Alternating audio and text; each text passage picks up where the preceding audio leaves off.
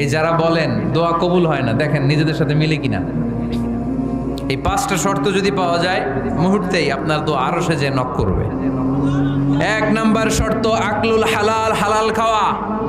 2 number শর্ত দোয়াটা করতে হবে একজনের কাছে, তিনি কে? চাইতে হবে একজনের কাছে, তিনি কে? 3 নাম্বার ইয়াকিন থাকতে হবে যে আমার দোয়াটা কবুল হচ্ছে।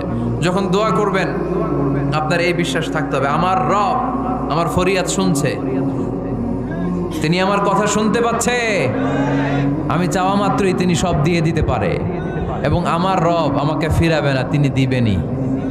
4 নাম্বার শর্ত সালাতু আলা রাসূলিল্লাহ, আল্লাহর হাবিব সাল্লাল্লাহু আলাইহি ওয়াসাল্লামের উপর দুরূদ পড়া। কুল্লু দুআ মাহজুব মাওকুফুন বাইনাস সামাই ওয়াল আরদ, আমরা যা দোয়া করি সব আকাশ জমিনের মাঝখানে পেন্ডিং হয়ে থাকে।